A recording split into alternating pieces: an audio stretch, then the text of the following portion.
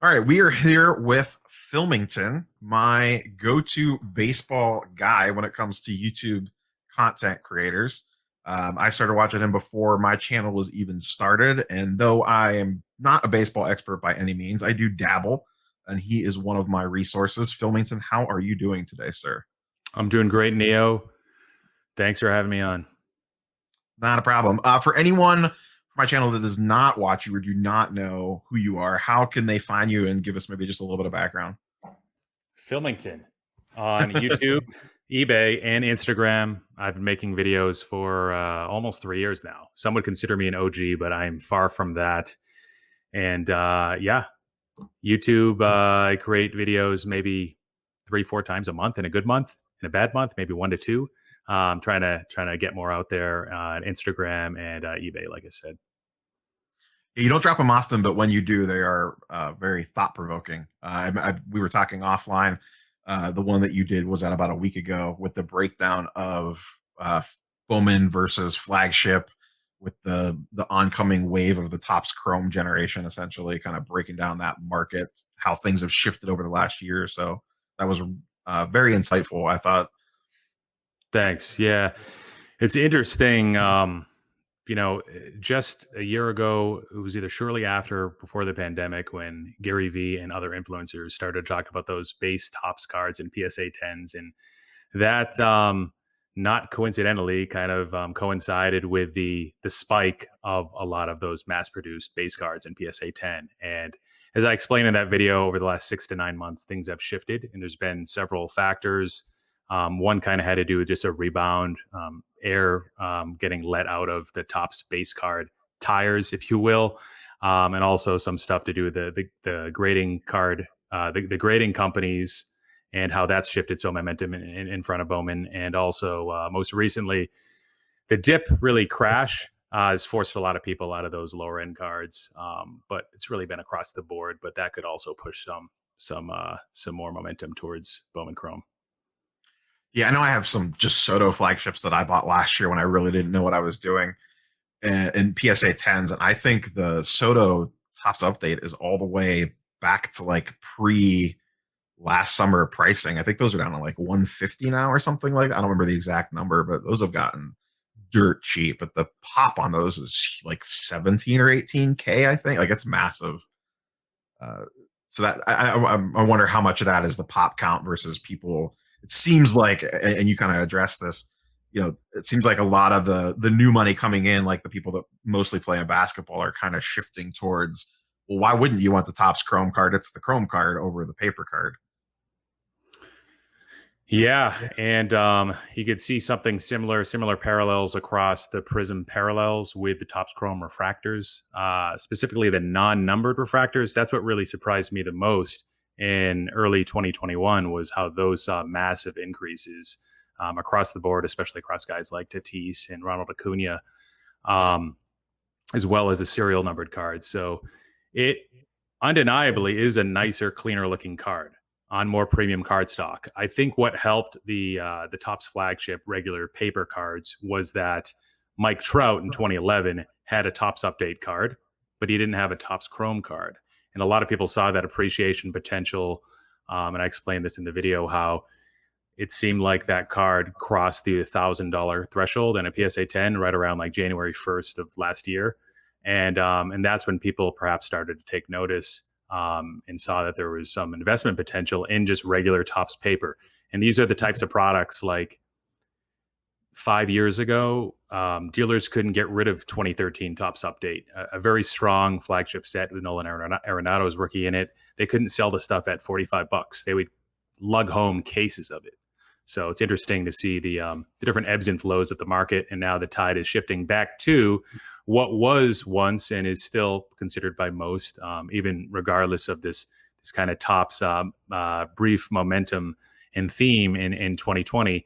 Most people would still consider that Bowman Chrome autograph to be that holy grail for any one player. But now, if there ever were any questions, it has clearly retaken the throne and seen quite the comeback. So take player out of it, pick any one of the young hot guys. So if you wanted, you had budget was, let's say, like not unlimited, but you had a 3 to 5K budget to maybe upwards of even more than that to go buy one key card of one of the particular young guns. So you're saying essentially that first Bowman Chrome auto, whether it's PSA 10 or BGS 95 or BGS 10 or something like that, would be what you would go to as like, this is the foundation for, your main collection of whatever player that it is. Yeah. So when you introduce the different grades, it there could I be guess some you can even sort take grade out of it. Just, just yeah. because the grade's going to kind of wash out depending on what card you're talking. It's going to balance out depending on what card you're Right. talking about. Right. I see what you're saying. Yeah. So yeah, the Bowman Chrome autograph would be usually the card that I would seek out if I could only pick up one of that player. A close second might be the refractor version of that Bowman Chrome autograph. But those would be the cards that I would seek out. And as you were kind of alluding to, the grade is important. So if it was something that I could only find in like a BGS 9, PSA 9, or Min Gem BGS grade, then I would probably look at other cards. But assuming that I didn't have any collection already, and I had no exposure to those guys, that's the route that I would go. And for someone, maybe, basketball season's wrapping up pretty quickly here. We're almost at the MLB All-Star break. Football season really hasn't picked up yet. So say someone's wrapping up with the NBA season, they've dabbled in baseball, and they want to potentially move into that market. They have their list of players that they like. And I know this gets a little weird because depending on which products, which players in, and all that shenanigans that you guys have to deal with on the baseball side of things. So say someone's coming in and they're looking at like, a Topps Chrome base or maybe like a non-numbered refractor, like a pink or flagship or first Bowman Chrome base or like a mega box or whatever. So if you get more into that $2,000 to $1,000 range, like, is it still like first Bowman Chrome just base? Or would you look more towards like a Topps Chrome refractor at that point if you were looking to dive in on any particular player? My instinct would be to go to something that was perhaps numbered from a different product. So I might deviate away from Bowman Chrome first prospect in that case. I'd probably still look at the non-autographed colors, especially the true colors and the original colors, meaning blue, the regular refractor. If it's numbered, I would go for it, as well as gold, orange, and perhaps red. But yeah, I would probably start to entertain Topps Chrome. And I explained this in one of my recent videos where I talk about base cards and how things have changed. And I do have a little bit of aversion towards the most recent years of products if the cards aren't numbered, especially. But even if they are, there's just so many more competing rookie cards.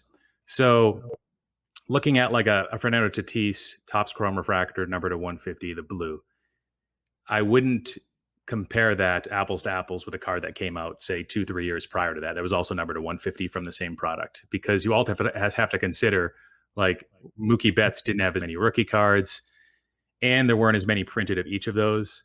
But to answer your question, I mean, if I have to pick somebody from 2019 or 2018, yeah, I would look into other products, probably Topps Chrome, maybe even Topps Heritage, but Topps Flagship as well.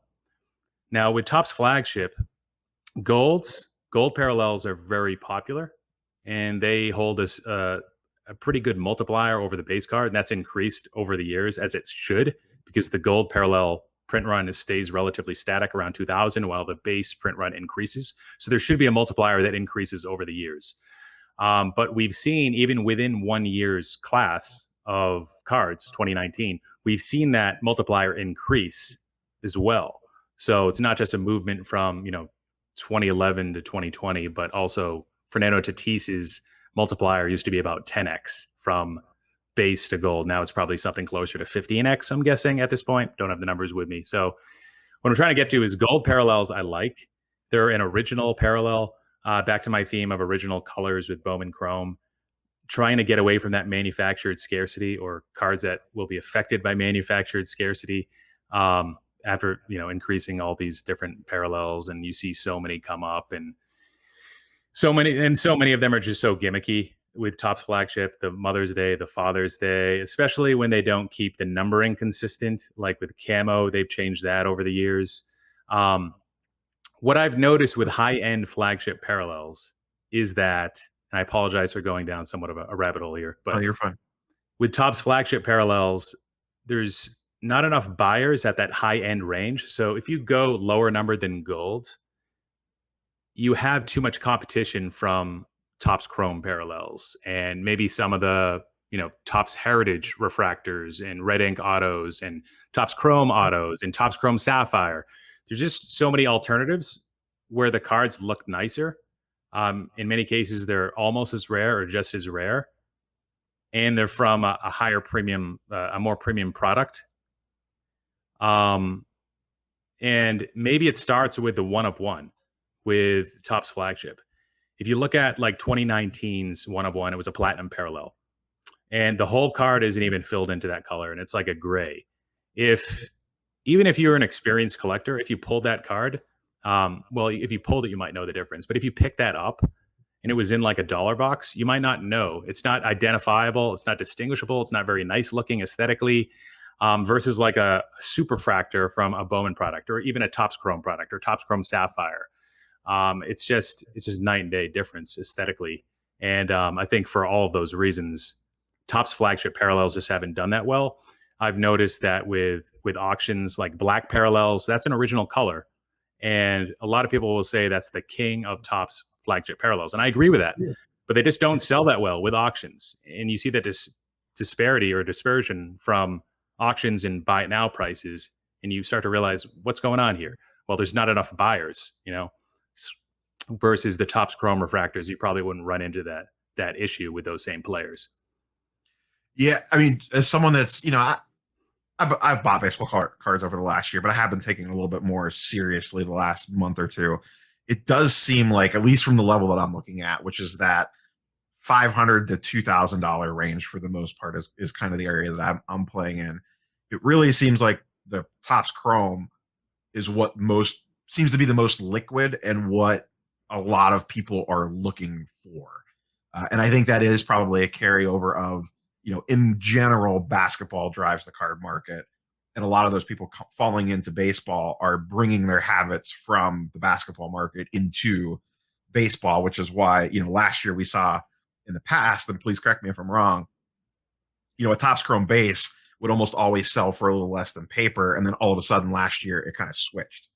Like I noticed it with Soto, and I think even Tatis and some of those other guys, where they'd be close, but paper would be a little bit above it, or they'd be like neck and neck. And then all of a sudden, like last summer, it flip flopped. Like all of a sudden, Chrome shot way up, and paper went up too, but not as much as the Chrome did as fast.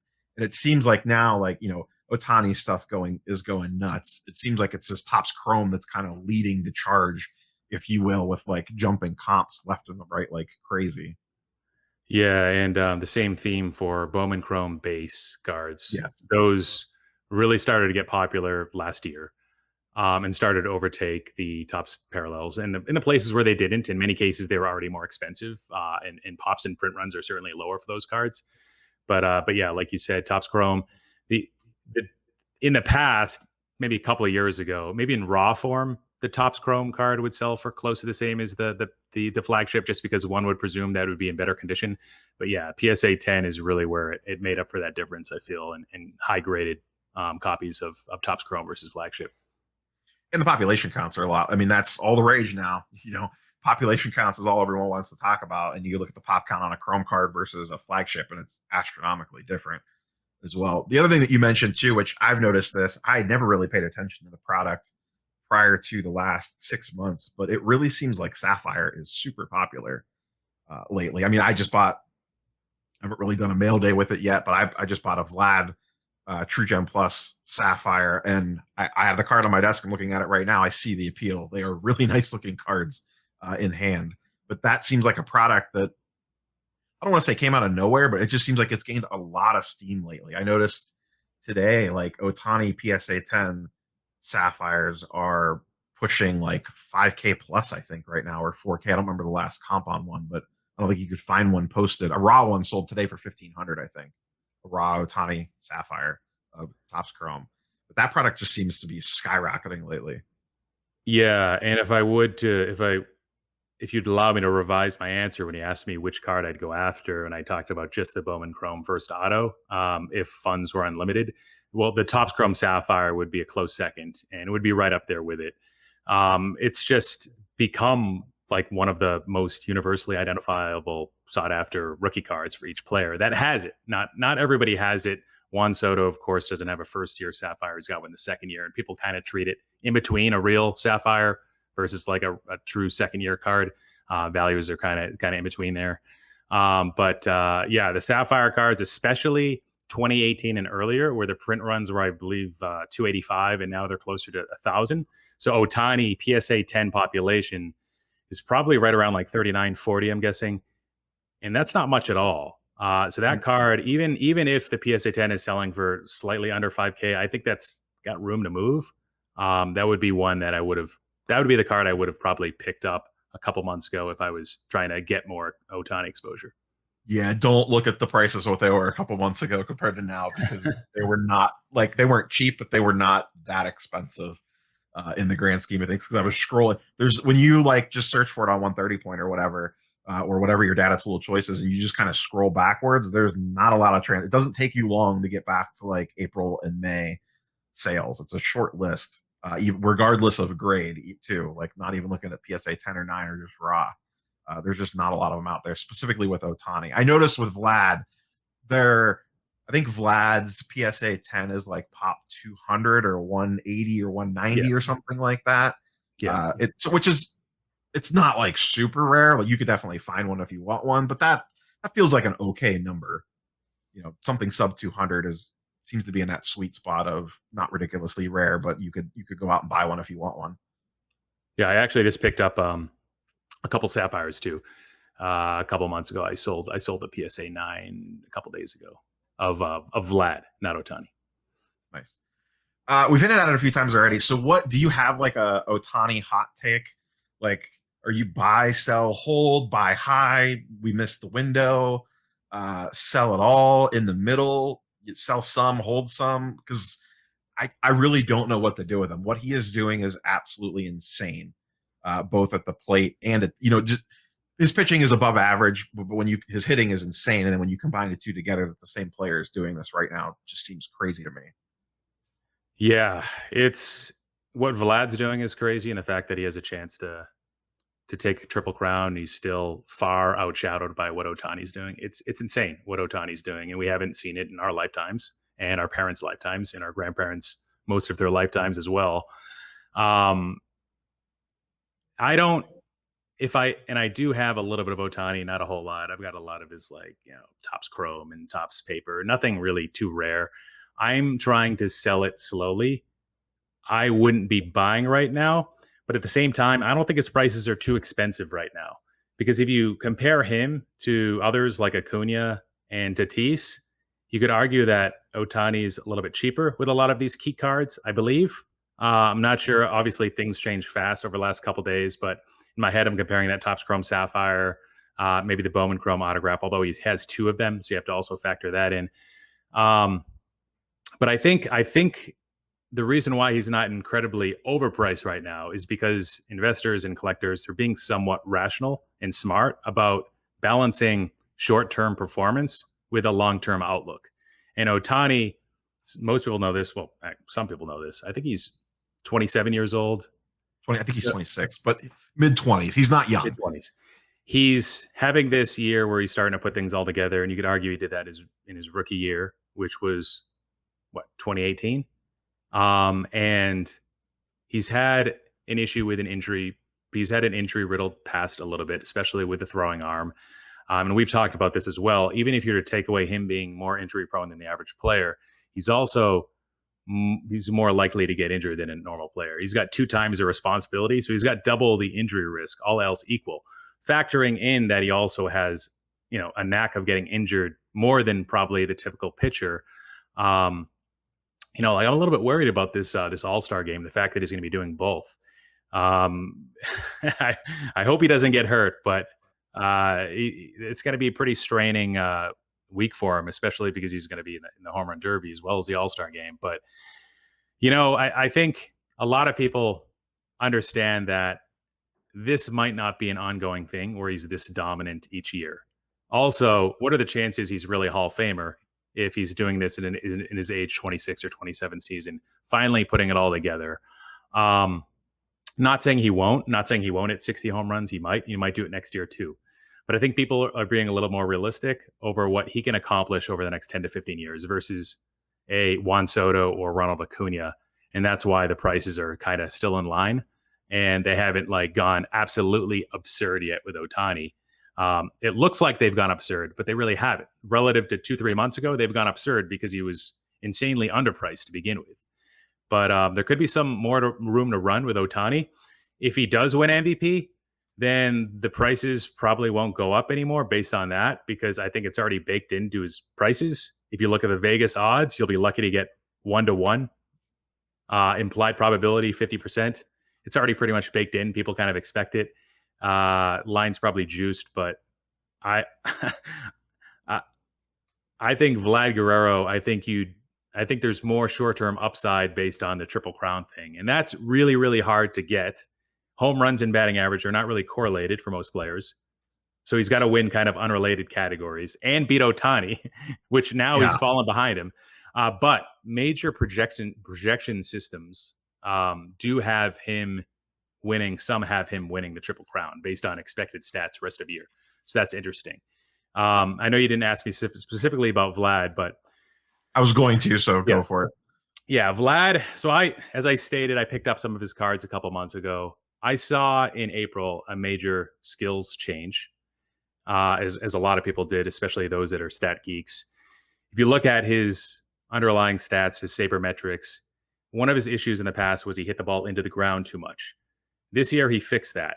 So the ground ball rate, fly ball rate was more in favor of his ability to hit consistent home runs. In addition to that, his exit velocity is way up. It's 98th percentile, average and max exit velocity, I believe. In addition to that, he's started to spray the ball around more. Extra base hits all over the field. Home runs all over the field. That's great. That's what you want to see. In addition to that, he's also increased his walk rate to probably, again, 95th to 98th percentile, around 15%, while maintaining a strikeout rate that is, again, way like better than league average at around 15%. So he's walking at around the same pace as he's striking out. Now, something that I think a lot of people think about, and maybe they don't think about it, and the true nuances of this are, okay, he worked out in the offseason, he got thinner, he lost weight, and that's why he's good now. But I think it was also one of the few times that he actually worked out in the offseason. So, and if you look into his stats again, his batting average, at least when I looked at these stats a month and a half ago, his batting average against fastballs was much, much higher. That's where the big difference maker was. So what I'm thinking is not only did he get thinner, but I think he might have got stronger as well. Again, look at that exit velocity. And some experts that I've spoken to said that this could be the next Albert Pujols if his body holds up. And again, so back to Ohtani, Vlad's values are under Acuna and Tatis clearly, and probably at this point under Ohtani. But people are measuring and I think weighing and doing a good job about this. They're balancing the long-term expectations. What's a true long-term outlook for this player versus what he's doing today? Will his body hold up? Might not be. It might not. And in addition to that, with Vlad, he only contributes in a couple different ways: batting average and home runs. Whereas you look at somebody with like Acuna and Tatis, especially separate them from Soto, they contribute in a lot of different ways. Makes them a little bit more multifaceted. They're not first baseman at age 22. He is. So another thing that could work against Vlad is the ballpark changes this year. So first couple months of the season, I believe he was in Dunedin. Yeah, now they're in Buffalo, right? Yeah, so Dunedin was by far the most friendly hitters environment that probably ever existed. It's probably comparable to Coors. I don't have exact data on that, but up there with Coors at least. And very tiny, easy to hit home runs. Then he moved to Buffalo, which is another hitter-friendly environment. I think last year it ranked like 7th out of 30 stadiums. Limited data. Soon he'll be moving to Toronto. Last year, it ranked like 13th, or the year 2019, it ranked like 13th out of 30 stadiums. It's somewhat neutral. I do consider it somewhat of a hitter's park, although not the data from the last 5 years doesn't really back that up. So that could work against his favor. And me in my head, I think about that, and I'm like, well, what about sticky substances? So that's going to help out hitters. When that goes, it already has gone away. Spin rates are down for a lot of pitchers across their entire arsenal in some cases. And I also look at league-wide offense was a problem in April and May. And the MLB altered the baseball before the season. They altered the core, hollowed it out a little bit to affect drag and lift and try to create some intended effect. Basically, they wanted to limit the amount of offense. And it appears if you look at offensive production in aggregate for April, May, and June, it looks like they actually might have used a completely different baseball. Now, don't quote me on this, but there's a possibility they could have used a completely different baseball in April, May, and in June. And obviously, the warm weather is going to help. Bring back Vlad again. Now he's going to have to hit in Canada instead of Florida. And he's already hitting in Buffalo, but let's hope that he can hit in the cold weather. Let's hope that he can hit in this stadium. But all of that, the offensive effect, the baseball, the sticky substances, that's all relative across the board. So that's a non-factor. But because that's gonna, when we measure offensive players' performance, we're gonna compare them to everybody else. So that doesn't really matter as much as the ballpark factor with Vlad that specifically affects his team and not the entire league. So that's kind of where I stand on Vlad. Again, the Triple Crown, it might be something you want to bet on, but I don't know. Yeah. And I picked up his stuff in May once I saw those skills changes, and I might sell some stuff. I might hold it a little bit longer. Yeah, I still have a PSA 10 Sapphire. So when I came in and started looking at stuff, he jumped out at me, and this was just within the last month or so, because his stuff was so much cheaper than Acuna, Tatis, and Soto. And at that point in time, he was more than Ohtani. But you start, you look at all the charts and graphs or whatever, and you're like, well, he's having a hell of a season. Why is he so much cheaper than these other guys? And the circle back on one Ohtani thing, right now it kind of feels like everyone's in the, oh man, I don't have any Ohtani. I should probably get like one decent Ohtani just in case this happens. Like, let me have at least a PSA 10 refractor or a pink or whatever. Just let me have something. So if, he hits 60 and has 175 strikeouts or whatever, I can at least say, here's my Ohtani. And it feels like everyone's racing right now. Like FOMO feels like it's definitely driving a lot of the Ohtani market, which I get. I felt it myself. I'm like, maybe I should get another Ohtani card. I don't have a lot of his stuff. Like, what if this does actually happen? And he hits, like you said, 60 and pitches the whole year and wins MVP and whatever else he throws up there. So I feel like that's a lot of what's going on with Ohtani's prices. It reminds me a lot of this past January with 86 Flair Jordan. Everybody needed to have some exposure. This card's going nuts. It's taken off like PSA 8. Let's look at some 6s. Let's SGC 5. Come on, let's get some exposure to it. Yeah, whatever it is. It's the only card that matters is Jordan right now. It's the only one that everybody's going to care about for the end of time is going to be this card. And then March comes and people stop caring about it. Yeah. Then it was LeBron top Chrome. And then it was, we don't care about cards at all anymore. We could go on vacation. And then Kevin Durant somewhere in between. Yeah. Yes. Yeah, I think actually Durant was first. I don't remember the order of operation there, but yeah, he was thrown into the mix there a little bit too. So we've kind of touched on it a couple times already. The whole, Acuna, Tatis, Soto, Vlad, Ohtani, 5-man squad there. And I've mentioned this a few times. So are these, and this is hard because we don't really know, but like, are any of these guys in your eyes truly next generation? Like, is one of these guys, regardless of who it is, have the potential to go down like the Trout path where they are legitimate? It doesn't matter if they win any rings. The numbers that they are going to put up is absolutely insane. And I'm not saying to pick one, but just one of these 5. Or is this, in 3 years, are we going to look at Soto like we look at Bryce Harper right now? Perfectly fine player. His cards have some value, but how many people are really like smashing the eBay searches for Bryce Harper PSA 10s or Aaron Judge PSA 10s? A few years ago, those guys were the rage. Or pick whatever player you want. Even, look at Mookie Betts prices right now. Like, they are so far down compared to where they were at any point in time. So do you think like this is like the next great, is this like the best young crop of MLB talent that we've had in forever or a very long time? Or is this just everyone's kind of caught in the now, like we like to do? I think this is the young crop. Now, right now is a little odd. If you recall last season, the MVP races in each league, it was not confined to just the age 20 to 23-year-old talent in the league. Freddie Freeman, Jose Abreu, Jose Ramirez were in the mix, Manny Machado. So I think it's important to kind of reset expectations in that these guys might win multiple MVPs, but there are other players available. There's a large pool of investable players where there's opportunities. They might not be the best investment opportunities in 2021. And maybe these five right here, the young players that you talked about, maybe they're the best opportunities, but there's going to be other investment potential as well. But to focus back on these five players, what Mike Trout has done is phenomenal. It's nothing short of exceptional. And he has been a little injured each of the past, well, since like 2017, right? Which has hurt his values. But if you're just to look at his first like 5 or 6 years, what he did that separated himself had to do with playing at a high level consistently. And I would say of those five young players, the one that has the most potential and the one that I might have the lowest allocation of is probably Fernando Tatis. He probably has the highest ceiling right now, but he doesn't come without risk.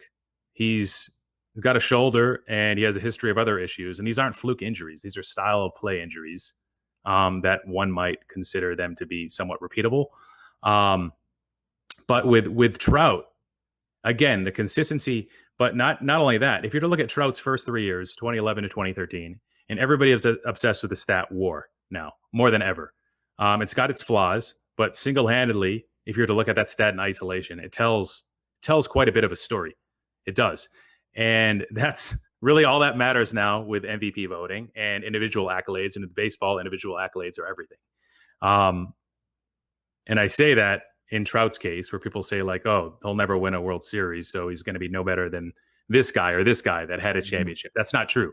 Baseball doesn't work that way. And that could be a separate video for me to explain that. But Trout in his first 3 years had a combined WAR of about 21. It was around 20. I'm not sure if that was the Fangraphs WAR or the Baseball Reference WAR. There's two ways to calculate that.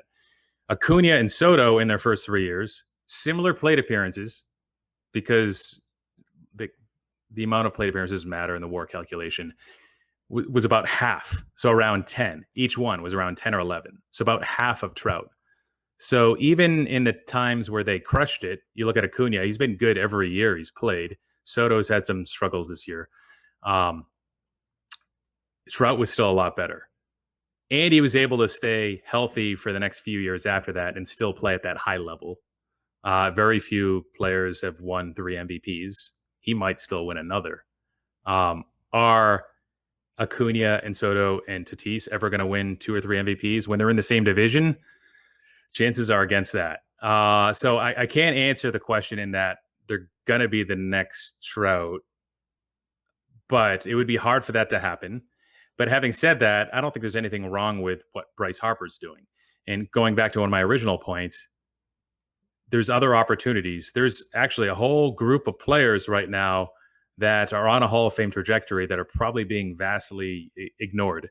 Manny Machado, Freddie Freeman, Nolan Arenado, players that are still performing at a pretty high level this year. There's some other ones too that aren't, but maybe it helps because like the top 5 guys are all young and the hobby spotlight only has room in baseball for a certain amount of players. That's the way it seems to work each year. But the amount of players or the players in there, some will stay, but some will drop out and some will join. Mookie Betts, you brought up, he tends to be less than exceptional in every other year. So in odd years are the years where he doesn't win his MVPs. And the even years are the years where he makes a strong run at it. And not that he's bad this year. He still might put up a 6 WAR, but it's not going to be an MVP competing season. So it's important not to forget about guys like that. Christian Yelich, he's got all sorts of issues right now, but he was in that top 5 a couple of years ago. He was in that top 5. So it's almost like at this point, all of the hype, if not most of the hype, is already baked into these guys. And being super young, and the sky's the limit, and the potential, and everybody trying to get the next Trout. That's taken a toll on people like me and you, our ability to buy in with some near or long term upside. It's quite difficult. Fernando Tatis, he's the guy I own the least amount of. And you might ask why? Well, because I was buying Soto when he was cheaper than Acuna, and I was buying Acuna when he was cheaper than Soto. So I thought I had a decent opportunity to time the market because I thought it wasn't efficient. I thought there was opportunity there. I didn't think the market was right about those two players. But with Tatis, I just didn't have a chance. And then I misjudged injuries. And at this point, he looks like he's going to have a pretty solid season. The shoulder might hold up. But if he goes down and I'm able to buy some Tatis, it might be more of a short-term play than long-term play. I don't know if I'll be willing to hold Tatis for 5 years or longer. And at these current prices, it would have to be a long-term play based on how much money I'm spending. That would be my take on it. Market timing is very important with short-term flips. You can bite the bullet a few times if you really trust a player, if you want to overpay for him, like at that time, at that year. But you don't usually want to do that if you're trying to flip a guy like that. And I'm not so sure I'd want to hold Tatis for longer than 5 years based on that injury track record. And again, is he really going to be the next Trout? I don't know. Yeah, the timing the market thing's an interesting topic. I don't know if you watched it or not. A couple weeks ago, I did you should probably consider selling Wander Franco video. I dropped it. I recorded it after he was called up the night that he hit his home run, but the video was already recorded and locked and ready to go for the next morning. And a lot of people were like, "You're crazy. You could not sell Wander Franco right now." And I'm like, and I was specifically talking his first Bowman Chrome PSA 10, not like some super rare auto or anything like that. And I'm like, this card's going for almost $350. It's pop over 9K. I mean, look at what these other guys have done. They come out like gangbusters. I'm not even talking about, prospecting, but just in general. Acuna had his time in the sun earlier in the season. Tatis, same thing. They go nuclear for a week or two, all the spotlights on them. And then as you just kind of talked about, there's kind of only enough room for a certain number of guys. And then the next shiny object catches our eye, whether it's Ohtani or Vlad or Soto or whoever. And then all of a sudden, everyone kind of forgets about the other guy. And, Franco stuff's down, I think about 30% already since his call up. And he hasn't played, he's played okay, and that hasn't helped things. But I think it gets dangerous trying to get cute. Like when the window's there, just sell and move on to the next thing. If you really believe in the player, just circle back. Like you said with Tatis, if he gets hurt again or whatever, there'll be an opportunity that if you really want him, there'll probably be a time when you could buy back in on that guy. These prices just don't stay where they are forever. Nothing goes up forever. We should have learned that already if the last 6 to 8 months haven't taught us anything. Yeah, with Wander Franco, great call there. I didn't watch the video, but I heard you talk about it afterwards, and I agreed with the messaging there, especially, with that PSA 10 base card. With a mega box, I'm not sure about the pop, but that was it. There's a time to capitalize on hype. And like you said, whether you believe in that player or not, if you believe in the player, then you should probably already have a higher end parallel of that player, hopefully, and not just like a stack of the base cards that, like you said, pop 9K. In Wander's case, he doesn't have a whole lot of competing investment grade cards because he's not a rookie yet. So that helps. But you can also benefit off that if you sell his card during the hype because people are going to pay more for that card. I bought over 30 of those cards quarter 3, quarter 4 last year. I sold my last one, I think, during call up. So did I time the market right? No. Did I make a profit? Yes. I benefited on hype and averaged in quick, averaged out slowly, and it worked out. And while everybody was buying up Wander in anticipation of the call in May and in June, I was focusing on the next hype or who I think is going to be the next hype, which I won't share. But in the minor leagues, there could be somebody coming up next. Do I think he's going to be good? Yeah, probably. Does he have a better chance of succeeding than Wander? No. Wander, scouts found very few flaws with him. They pretty much think he's like a perfect prospect. Doesn't swing and miss, switch hitting shortstop with power potential, nice compact swing. Batting eye is one of the best up there with Juan Soto. They projected him, and usually the the stat systems, projection systems are very, very conservative, and they still expected him to be like a top quartile or close to that player right away. And like separating him from Kelenic, because Kelenic did have a few more flaws, maybe wasn't as ready from a developmental perspective. I still think Wander is going to have a great career. Personally, I think there might be some question marks around the ability for him to develop power and to show that consistently. That's a pretty big enough question mark for me for me not to hold any of the high end parallels through the call and forward. So I don't have any Wander exposure right now, but I'm okay with that. But having said that, I do have a lot of exposure to 2019 Bowman. Have they, because I know this is kind of semi-controversial, is he going to be in like an update product or Topps Chrome? The way I understand, correct me, this is why I hate baseball stuff, because you guys make it as confusing as possible and trying to figure out what someone's rookie card is and when they're going to be in a product. The way I understand it, it's past the cutoff technically for him to be in certain sets, but they might make an exception and squeeze him in. Am I getting this right? Or please correct me if I'm wrong.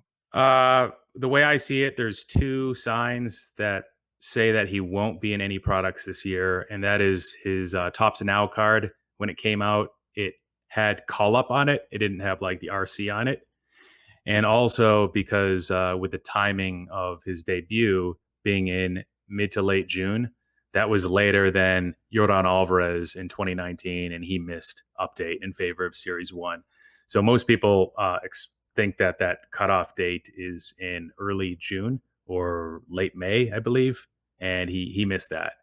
So, yeah, I don't expect him to be an update. Like you said, I mean, there could be a very, very small chance they somehow sneak him in as like some sort of a short print, but Jared Kelenic is going to be in that product, and there's going to be a few other guys, too, that were skipped in Series 2, like Andrew Vaughn, a few other guys. It should have enough to like sell better than last year, who had Randy Rosarena and Trent Grisham. That's about it.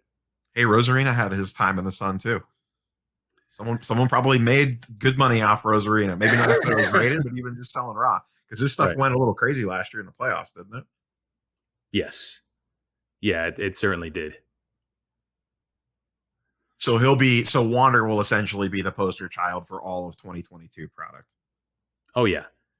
Yeah, Wander's I mean, theoretically, I bought his cards from the start when the Bowman Chrome base autographs get him raw for about $400, $500. And there was so much hype surrounding him then. And there still is. He's one of the better prospects in a very long time, I think. By very long time, Vlad, you could argue, was just as good of a prospect, maybe. But yeah, I was following his career for a while. And unlike a lot of people, I don't really pay attention to the market as much. So the fact that he's on Tampa Bay, is that one of the worst markets in the league? Even though they're really good, yeah, it's probably a top 2 bottom market. That and the Marlins, and maybe factor in like the Oakland A's, just because players don't stay. There's no loyalty there. Yeah. But that's okay, because now Wander is going to get a big contract at some point, and maybe from a mid-market team that's also contending, or from maybe a large market team. So he's only got he can only move up. He can't go down from his current situation. The power thing does seem to be a problem, though, because I feel like that, whether it's correct or not, that drives a lot of card prices. Like, chicks dig the long ball, essentially, to steal the old ESPN commercial quote. And to me, card prices dig the long ball, or, something freaky like what Ohtani's doing. So if he could be the greatest player on earth, but if he hits 25 home runs a year, unless he hits close to 400 or something crazy like that, from just a strictly card marker perspective, do you think people will actually, I don't want to say care, because it's not like he won't hold value, but I don't know that he'll reach the prices that people probably have penciled into their mind, or that is even semi-baked into him already. The way I would simplify it is it's all based on WAR. Home runs are a large component of that. It all depends on what his other contributions are. Defensively, he could make enough of an impact where he could still have a 6-7 WAR season and still contend for MVPs just with 25 home runs. And he's expected to have a plus average, plus on base percentage. That's all going to help WAR. But it's not good to start with 25. You pencil in those 25 home runs, you better be perfect across the board in order to make up for that, in order to contend for MVPs. If you look at the last 10 MVPs, there probably weren't very many that hit under 25 home runs. going back to the late 2000s. I know Jimmy Rollins did it once, but even that year he might have hit more than He was 25. insane that So, year too. and if people in the comments call me out on this, it's Eno Saris, fantasy baseball expert who now writes for The Athletic. He made a comment that his first home run was 105 miles per hour off the bat, and it wasn't. We wanted to see something like 110 to 115 in order to dispel, that kind of notion about him not having that power being a lock yet. We don't know if it's for sure. We don't know if it's for certain. We don't know if he's going to be a 25 to 30 home run guy or a 35 to 40 or even a 20 to 25. I don't think there's enough to know that yet. Interesting. Yeah, and like I said, just circling back to the whole, I'm not into the prospecting angle on baseball. That's just not my thing. But I get while the appeal's there. In my mind, 9 times out of 10, I feel like as soon as these guys get called up, you should just probably sell the hype and then just move on, because the failure rate is so high on most of these guys, regardless of the scouting report and how hyped they are or whatever. Take your money, get out, and then just go ahead and move into the next thing. You're going to miss on some, you're going to sell, and the guy is going to go on to become the next great thing, and maybe the card value doubles. But I feel like, and please correct me if I'm wrong, more often than not, they're just fine, and the card value slowly slips down, and you keep holding and go, oh no, it's going to go back up, and then all of a sudden you realize, oh man, I really wish I would have sold this 6 months ago, 9 months ago, 2 years ago, or whatever, depending on how long you're holding it for. Yeah, 95% of the time, I think that's the case. In some cases, there could be a lesser known prospect where the hype is not correct. The hype is a little too small given the player, and maybe they underestimate when he gets his call up. So Alex Kirilloff, there could be some examples last year, maybe Christian Pache, where the players did spike after the call up and they didn't do a whole lot performance wise. Maybe they had some hits the first game, maybe a home run the first couple of games, but even in that case, you'd still want to sell that player within the first week. Nick Senzel is a guy that I did that with. He got called up. He wasn't like a top 5 prospect, maybe like top 15 at the time. He had a really explosive first couple games, and I was able to sell him after the call up for a little bit more. But in most cases, the players that we're going to own and target are going to be the ones with the most hype. And yes, I do agree with selling before the call up. If you have a massive position, definitely selling some, and probably those higher pop cards are a way to go. Yeah, I mean, that's my favorite. Anything that I really like, I'm all about the theory of just buy multiples, because then it makes the selling decision so much easier. I think a lot of people get hung up on the when to sell, especially if you only have like one of a card, because you're like, man, if I let this go, it's going to keep going up, and then I'm going to be kicking myself. Whereas at least if you have 2 or 3, my personal take is, it just makes me have less headaches, because I go, well, I got 3 of these, kind of like you were talking about Wander earlier, or even Vlad, like, or Ohtani, just slowly start selling them off. You don't have to sell them off. You don't have just one. So it's not a binary decision where it's like, it's gone. When it's gone, it's gone. I sell one now. Okay, cool. He keeps going nuts. I sell the next one for a little more. Oh, he cooled off. Okay, I could sell the next one for a little less, but still more than the one two cards ago. And then I still have one that I got for free, essentially, with your profits, that you could sit in the drawer if you really want to hold on to the player and say, okay, my cost basis on this is extremely low because I made a ton of money selling all his other stuff, and I can let it ride on that one and see what happens. Yeah, I like that approach. Yeah, I did that with the when Acuna got hot. His prices spiked early in the year. I bought 3 first Bowman Chromes. I sold 2 of them, where I got the third one essentially for almost free. So I sent that. That was all on Star Stock. I sent that one home, and now I have that one in my case, and I'm into it for like, I don't know, like $125 or something stupid. So whatever happens with that card happens with it. It would take a lot for me to actually take a loss on that card. There's the opportunity cost of, I could have sold it for 5 or 550 or whatever, and maybe done something else with that. But I like the player. I like the card. So, hold on to it. So we'll wrap up here pretty quick, but it does seem like you talked about this earlier, with a lot of guys kind of getting forgotten about. Like, just to throw some names out there, like Devers is on fire right now, and I was looking at his card prices earlier. He seems dirt cheap. I don't know what your hot takes are on Luis Robert, last year's, hype machine. His stuff seems dirt cheap right now. Everyone seems to forgot about like Eloy Jimenez, and these guys like aren't on the level of like an Soto, Acuna, or Tatis. But to your point earlier, there's a lot of other players out there that seem drastically underpriced when you start comparing them to what the current crop is going for. Like to me, Lubob seems like a no-brainer. At least let me buy a couple, because I feel like just off hype alone, his prices will go back up. Even if he does nothing, there'll be a window there that you could potentially exit back out of them at his current prices for at least some type of profit. I could be wrong on that, but there does seem like to be a lot of forgotten about players right now. Yeah. Lubob, slightly different example because to me, he's not really proven. He needs to learn how to hit first, but you might be able to benefit from him coming back and kind of replaying that hype train and selling right before he comes back up or something. But Devers, and I'm a Red Sox fan. You mentioned earlier that chicks dig the long ball. It's all about the long ball. We've gotten spoiled with more than the long ball. We've gotten spoiled with Acuna and Tatis, guys that could do everything.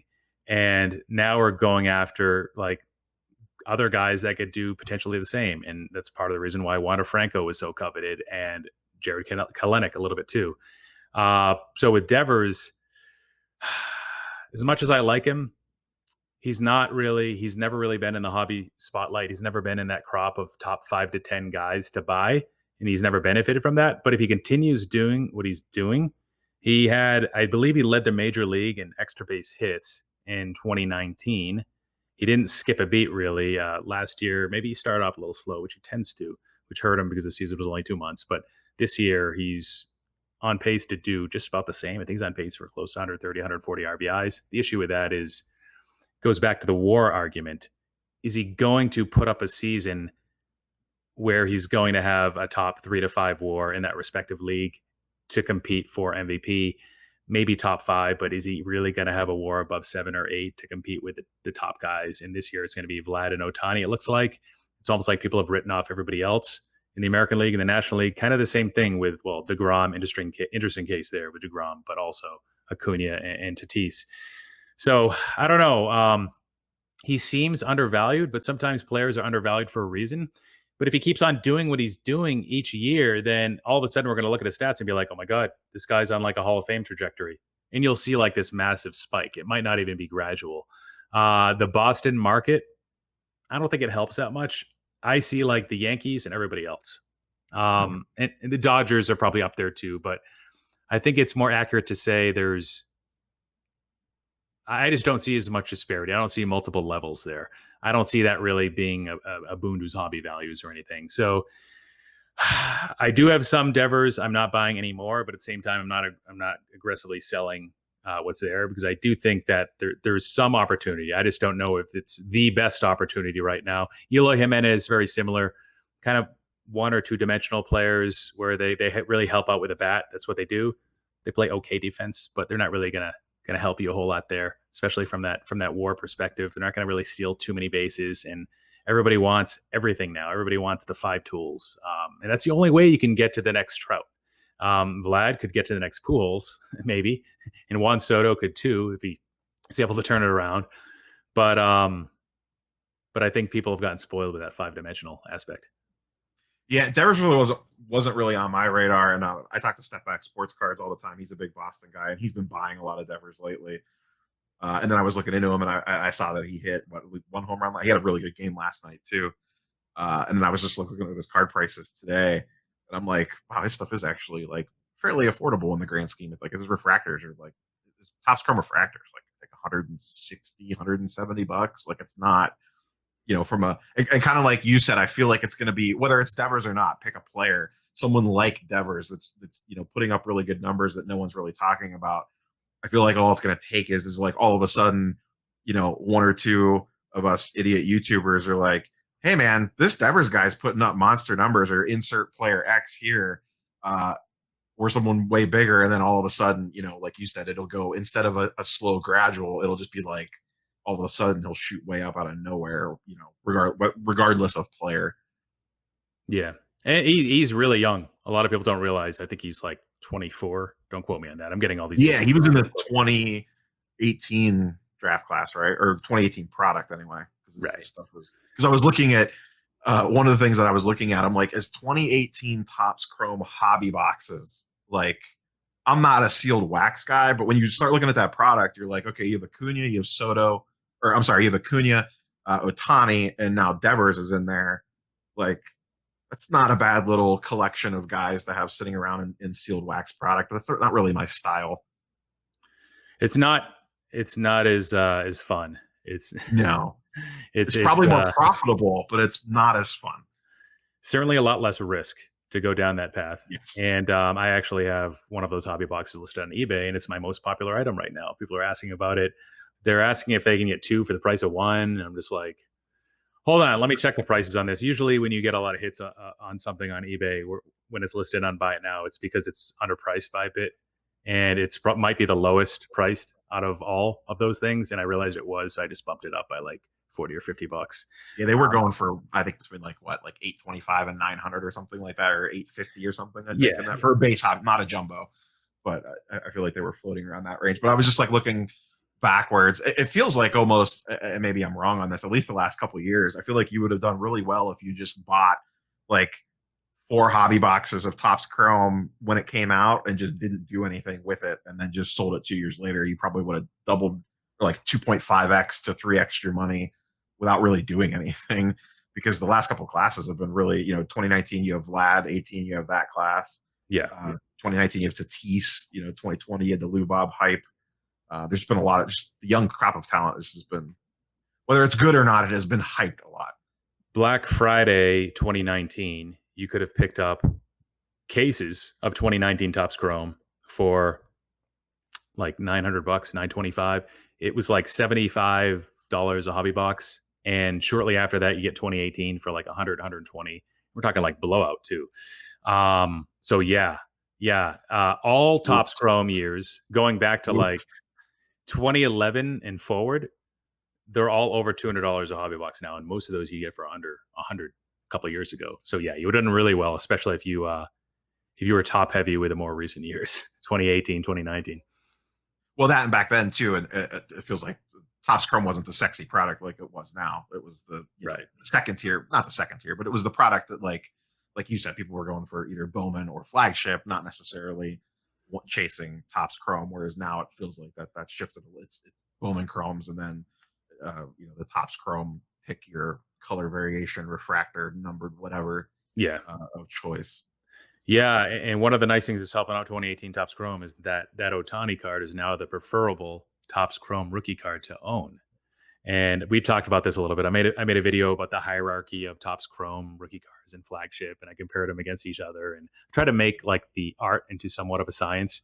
And at that time, the logic was, if you're to buy a Topps Chrome Ohtani base card, buy the Topps Chrome update one, because that matches his update base card.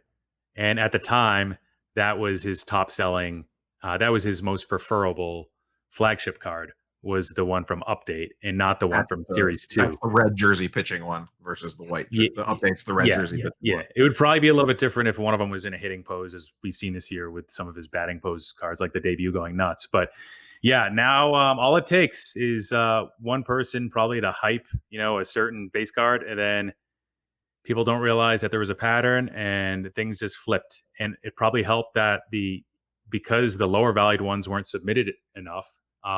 You could talk about print run too, but the populations are a lot lower on Series 2 and Topps Chrome, I believe, or maybe not Topps Chrome, but Series 2 versus Update. Series 2 probably had far fewer in PSA slabs versus Update. So that probably helped kind of flip it. And then all of a sudden it's like, oh, well, the Series 2 one's outselling Topps Update. Then the Topps Chrome one's probably better than Topps Chrome Update. Not factoring in print run or anything, because a print run on Chrome Update would be a lot less. So, and now it's just completely flipped. So it's all right. I've got some of each. Yeah, you mentioned the rookie debut, Ohtani. That's what we were talking about that on Instagram just the other day. Of like, is that is there like a niche market there, because that's like the most common rookie of him in a batting pose, and you have the pink refractor of that, and I don't remember what other version. There's not a ton of versions of that, right? I mean, in the great compared to like a regular Topps Chrome. like main versus the update? Is there as many parallels of that as there is? Is there a refractor? There is a refractor version of that, but it's Yeah, it's number to 250. The refractor, there's like an X fractor, number to 125, and there's a few colors, and they don't really come up much because there's not that many of them. But yeah, that was one of my points about Ohtani is clearly like there's not enough Topps Chrome updates, refractors to make that much of a difference. But when you have one product that's in multiple like sets and has multiple refractors, or also with Ohtani, he's got multiple flagship parallels in Series 2 and in Topps Update. That's when I get a little bit worried about like competition. And then I think about like that total market cap across all his rookies. And I'm like, especially when there's not a definitive one to go for. Like right now, it seems like Series 2 and Topps Chrome are the ones. But I think in Vlad's case, it's an easier decision to go after the Topps Chrome refractors like you did, because at least it matches that short print image. And that is always going to be the most desirable one. There's no question about that. They printed a few of them. It was first, short printed. It's the one. Everybody knows that. So in Vlad's case, it's easier. Not that these viewers can probably follow our train of thought anymore, but we will wrap up on that. So, Filmington, anything? I don't know if you have any videos that in the pipeline, or anything that you want to talk about or promote that you have upcoming on the channel. I know everyone's in national mode right now. Let's end on this. What are you like? What's your national thoughts? And then we'll wrap on this. So, like, are you? Do you have a list of stuff you're looking to go in and get? Not to say the list, but like, is that more your approach, or are you just let me go see what kind of falls into my lap type of thing? Or are you going more just for the social dynamics of, hanging out, meeting people, maybe recording some videos, maybe not, but, just kind of the more social end of the experience? Yeah, for me, it's a little bit of everything. The social experience is probably the first and foremost. I went in 2019. I had a great time with a bunch of my YouTuber friends that I met along the way that have helped this hobby become a lot more sticky. Kind of like diving into that community and having all those new friendships. Card wise, yeah, I'll be looking to buy. I'm not going to go with like an incredible amount of cash, but I will bring cash. Cash is king. I will be looking to probably pick up a few cards that I'm looking at, cards that might have overcorrected in the midst of this crash, that may or may not be baseball. They may or may not be modern, ultra modern, but there's a few on my watch list that I'm looking after. Also, and I know you don't buy raw cards anymore. You said that in a recent video, but I have it's one of my investment strategies right now is to try to pick off some raw cards of products that were just opened. So probably going to be products from this year where they're sort of like fringe, like cards, like candidates to be sent to grading. And they're on like the cusp of like, maybe if PSA was open, I would send it in, but because they only have the $200 and $300 service levels, and because Beckett, is pretty much in a similar situation, that I'm going to try to sell this and try to recoup my money. So I've been doing that a little bit off eBay. It would be easier if I saw these raw cards in person. Ideally, you want to buy these from people that just break the product, and there's no guarantee from that when you buy from dealers. So that's the issue there. You buy from people that break it, that depend on that cash flow so they can buy into the next break. So I'm picking off some cards like around the $100 range. Raw, I think that's like a pretty decent sweet spot. 21 Bowman, if there's any like prospect autographs, first cards that you want to go after that, again, are kind of like not expensive enough to submit at the service levels, and you might have a higher chance of getting a decent card that you can then sit on or send to SGC. Who knows? Yeah. One final question. So was 19 your first national, or was that a multiple one for you? It was my first national. Yep. So is there anything, so this will be my first national, and probably there's going to be a lot of people watching this video that is their first national. Is there anything after that one that you wish you had known or done differently going in? Whether it's as simple as better shoes or some in-depth, deep thought thing. Apparently, I was in better physical shape than I had thought, because the walking around didn't bug me. And I have like kind of like back issues, like my knees sometimes hurt.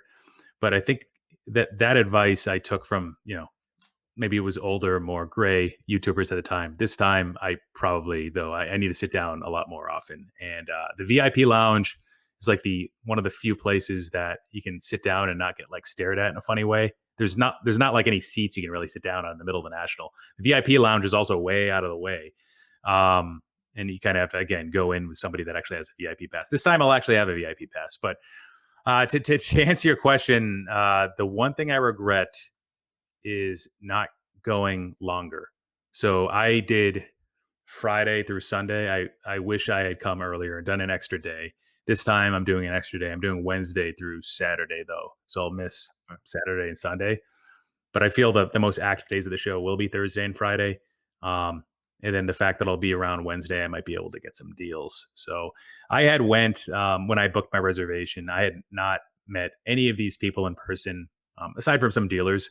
The people that I knew that were coming from YouTube, I had only like met a few guys in person before. So I was like, am I gonna have nothing to do? I'm gonna be all by myself, staying by myself. But I realized that wasn't an issue from the get go. That I felt completely comfortable with everybody. I'm sure it'll be the same with a lot of you other folks out there that are going for your first time.